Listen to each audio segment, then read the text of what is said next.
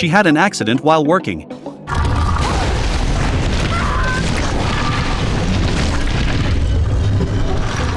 When she reappeared, she had already been transported to an unknown planet by a mysterious monolith. Luckily, the oxygen and temperature here were pretty close to Earth's, but she knew, if no one came to rescue her, she would definitely die here. But after several days passed, all she got was endless despair. At the same time, Simmons' boyfriend Leo was in a panic. S.H.I.E.L.D. had studied this monolith for years, but they could never unlock its secrets. They didn't even figure out how it changed forms. But Leo refused to sit around and do nothing. He used every connection he had to find a way to activate the monolith. After days of effort, Leo finally found a lead in a Chicago mob den. There he got a clue about how to activate the monolith, so he immediately brought an offer to trade with the mob boss. When the boss pulled out the scroll he needed, he handed over the case he brought, but it turned out to be a deadly weapon that could turn people to stone instantly. But the mob boss didn't give him the scroll. He even tried to kill him to cover it up. To test the power of the weapon, the boss pointed it at Leo and flipped the switch.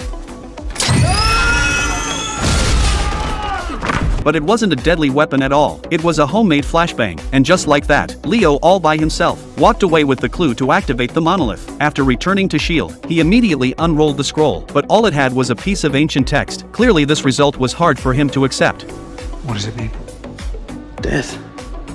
Furious, Leo grabbed a weapon and unlocked the sealed monolith. He was willing to sacrifice himself if that's what it took to find her, but to his shock the monolith didn't respond at all. No matter how hard he hit it, it wouldn't liquefy. In despair he could only lash out helplessly. Hearing the noise, the agents rushed in. Seeing Leo could be swallowed at any moment, they quickly pulled him out of the chamber. But just as they shut the door, the mysterious monolith suddenly activated again. The guy really had insane luck. A second later, and he might have been swallowed whole. While Coulson scolded him for his recklessness, Leo noticed grains of sand left on his hand from the monolith. That spark of hope reignited instantly, so he ran straight to the lab to analyze it. Leo's analysis revealed the composition wasn't from Earth at all. That meant the sand came from another planet. From this he concluded that his girlfriend Simmons was likely teleported to another planet by the monolith. But stabilizing the monolith's activation remained a mystery, and whether Simmons was still alive was anyone's guess. But Leo's girlfriend was very much alive. She had been wandering the alien planet for days looking for food and water. She finally climbed a ridge, only to see a terrifying storm heading her way. It was a disaster on top of disaster. The sudden storm nearly took her life. By now she had no strength left. Just when she thought it was all over, Simmons spotted a puddle not far away. With her last ounce of energy she ran to it. She didn't care whether the water was toxic or not. She drank it down in huge gulps, but that wasn't enough. She jumped in and started bathing in it. But what she didn't know was, danger was quietly closing in.